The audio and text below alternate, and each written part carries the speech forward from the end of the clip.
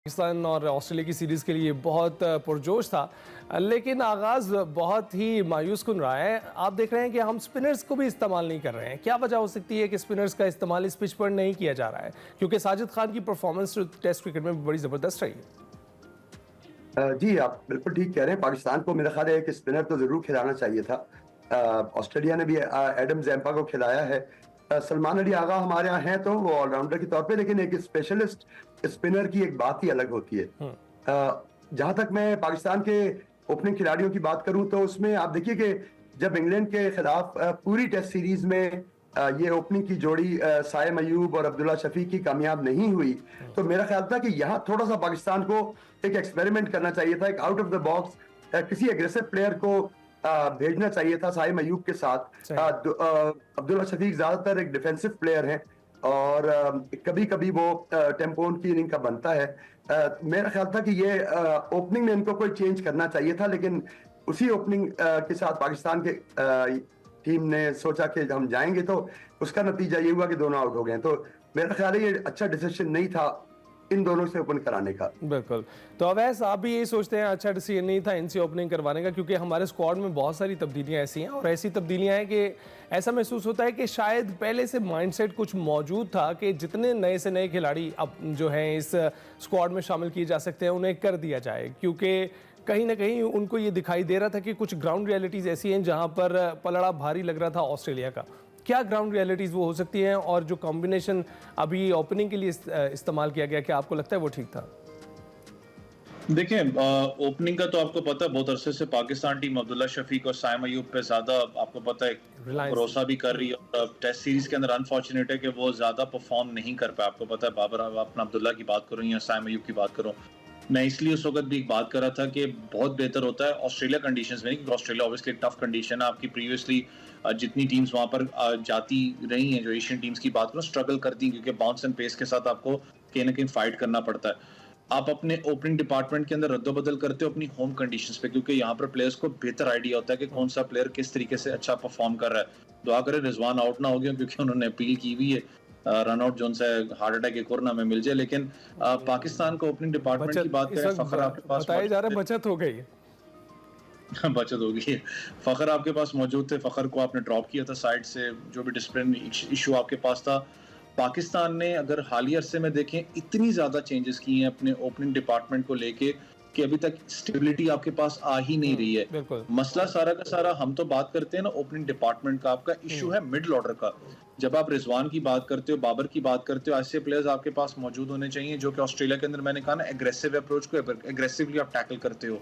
यहाँ पर आप डिफेंसिव मोड में ऑस्ट्रेलिया में बिल्कुल भी नहीं आप खेल सकते हो, आपको शॉट्स खेलनी पड़ती हैं। आपके पास मिडल ऑर्डर के अंदर प्लेयर्स ऐसे मौजूद ही नहीं है जो कि स्ट्राइक रेट को मेंटेन करके साथ ही साथ आपकी जो एवरेज होती है उसको मेंटेन करके रखें। हम लोग की एवरेज बहुत ज्यादा नीचे गिरती है जिस वक्त आप मिडिल ऑर्डर के अंदर स्टेबिलिटी आप चाहते हो बैटिंग के अंदर। जरूर मैं कहता हूँ टेस्ट टॉस जीत के पाकिस्तान ऑस्ट्रेलिया ने जीता है, पाकिस्तान को पहले बैटिंग की दावत दी है।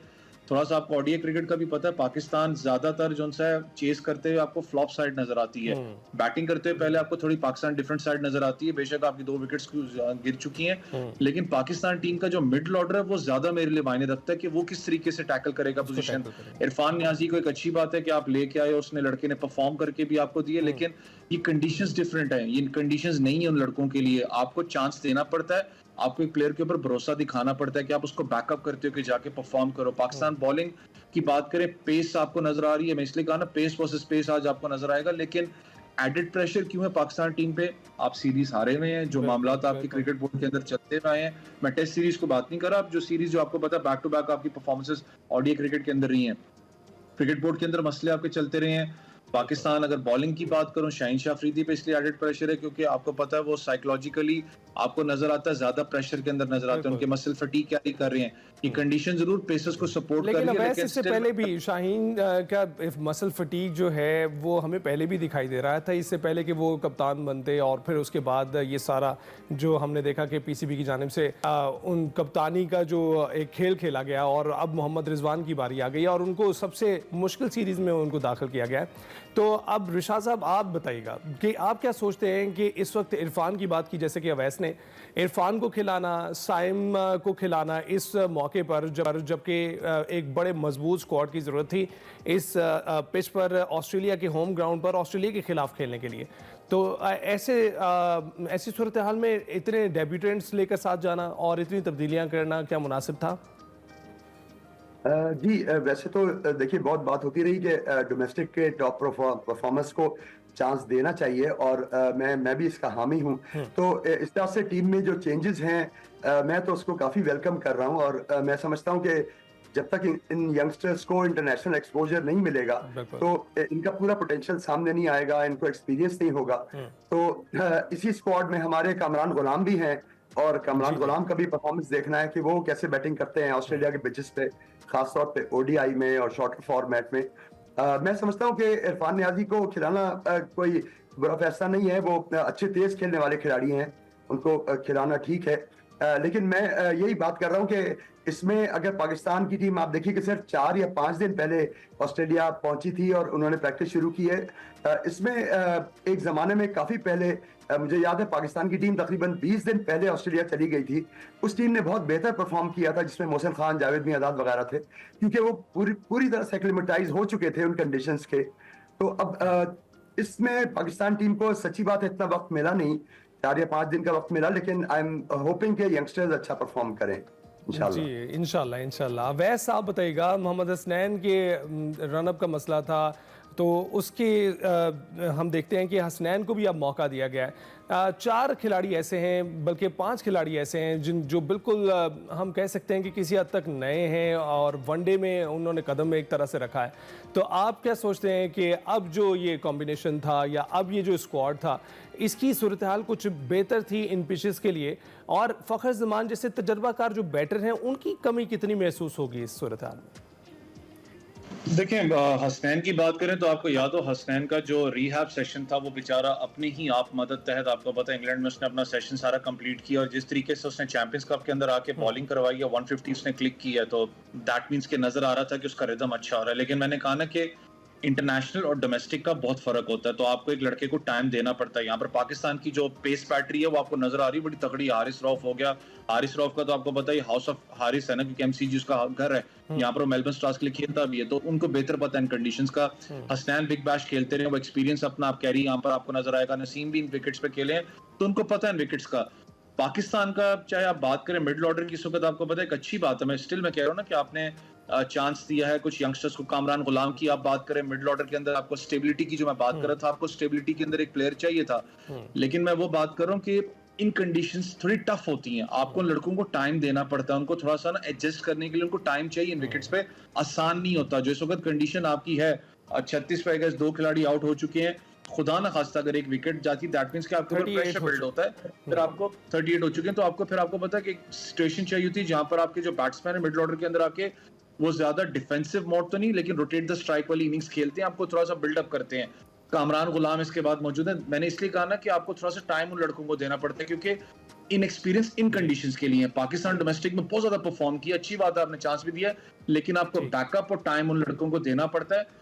ये टीम अच्छी है, लेकिन मैंने कहा ना कि सिर्फ थोड़ा सा मुझे ओपनिंग डिपार्टमेंट पे थोड़ा सा है कि पाकिस्तान ओपनर्स पे बहुत ज्यादा स्ट्रगल कर रहा है। अपने बहुत चांस दिए हैं साइम अयूब को, वो एस्टैब्लिश नहीं हो पा रही है, ओपनिंग जोड़ी हमारी एस्टैब्लिश नहीं हो पा रही है। शायद बाबर और रिजवान की जोड़ी ऐसी थी कि किसी हद तक कुछ कदम तो उन्होंने जमा लिए थे, कुछ स्कोर तो वो टीम को देकर जाते थे जब भी जाते थे, लेकिन इस वक्त हम अब्दुल्ला और साइम की जोड़ी देख रहे हैं, वो उस तरह से कामयाब नहीं हो पा रही है। रिशाद साहब आप बताइएगा, इस वक्त 11 ओवर गुजर चुके हैं तकरीबन और हमारा स्कोर 38 पर है, क्या सोचते हैं कितना बड़ा टोटल हम दे पाएंगे इस मैच में? जी, मैं तो समझता हूँ कि पाकिस्तान को यानी आइडियली तो मैं समझता हूँ कि 260 प्लस देना चाहिए पाकिस्तान को। देखिए कहाँ तक जाते हैं, लेकिन यही अक्सर क्रिटिसिज्म ये भी रहा है कि ऊपर के जो प्लेयर्स हैं वो इतना स्लो स्कोरिंग करते हैं। बिल्कुल एक मैं समझता हूँ कि टेस्ट मैच की तरह खेलते हैं, जिससे मिडिल ऑर्डर और लोअर मिडिल ऑर्डर पे काफी प्रेशर आ जाता है।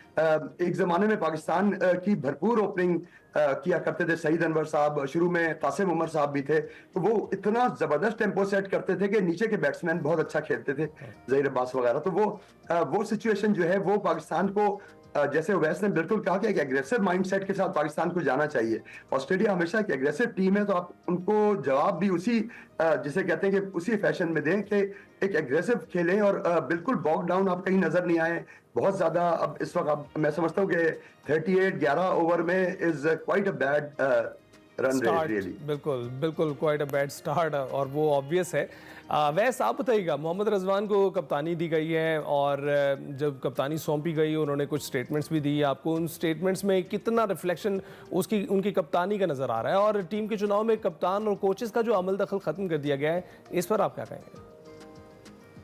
देखिए, एक तो रिजवान पे भी आना चाहूंगा, लेकिन थोड़ा सा बाबर पे अगर बात करें तो अगर बाबर आजम आई गेस 26 पे खेल रहे हैं, 2-3 मैंने भी इनकी शॉट्स देखी क्लोज टू द बॉडी, अपना बॉल को बॉडी के ऊपर लेके वो खेल रहे हैं, थोड़ा रिलैक्स पोजीशन में नजर आ रहे हैं। दैट मींस के कैप्टनसी जब से उनके सर से उतरी है तो अब थोड़ा सा रिलैक्स स्पॉट के अंदर आपको नजर आ रहे हैं, क्विक रन्स भी वो कर रहे हैं। अच्छी चीज है बाबर के लिए, क्योंकि मैंने कहा ना, कमेंटेटर्स भी अगर आप अभी सुने या आप पैट कमिंस की बात करें, वो बहुत ज्यादा बात इन पे कर रहे थे कि इंपॉर्टेंट विकेट है हमारे लिए बाबर आजम की, ऑब्वियसली क्योंकि जिस तरीके का वो इम्पैक्ट प्लेयर आपके लिए है और उसके ऊपर प्रेशर भी इस वक्त होगा।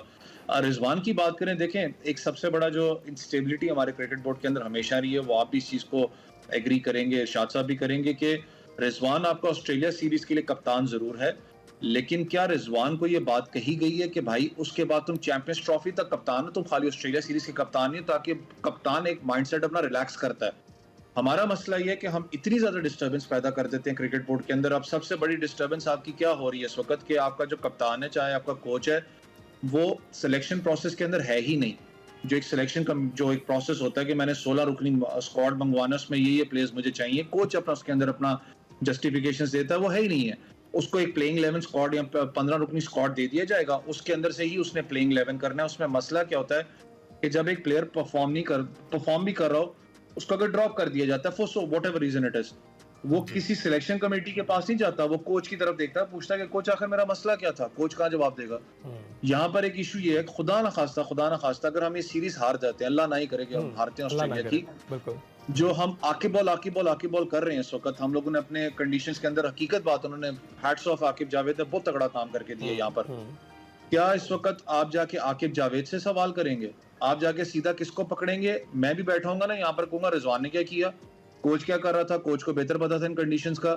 हमें बैक एंड पे नहीं पता होगा कि आपने खुद उनको इख्तियारात कितने दिए हुए हैं। और जितना रिजवान को मैं जानता हूँ, मुल्तान सुल्तान की कप्तानी की बात करें, जितना उनको अंडरस्टैंड आज तक किया है, रिजवान जोन्स है वो हमेशा चाहेंगे ऐसा captain lead from the front. वो चाहेंगे कि मैं अगर टीम को लीड कर रहा हूँ पाकिस्तान की, मैं कप्तान हूं, तो मैं अपने डिसीजंस बीच में रखूं। आपने वो चीज काट दी है, आपने कप्तान को, इसका मतलब 50% वैसे ही मार के अंदर भेजा हुआ है कि 50% मार दिया हुआ, बस 50% जाके आपने अंदर करना है। ऐसे टीम नहीं चलती, आपको बैकअप करना पड़ता है। कप्तान नहीं चल पाएगी, कप्तान को बैकअप करना पड़ेगा। मोहम्मद रिजवान हो, बाबर आजम हो, शाहीन शाह अफरीदी हो, कोई भी हो कप्तान, आपको बैकअप करना पड़ेगा। अवैस, बहुत शुक्रिया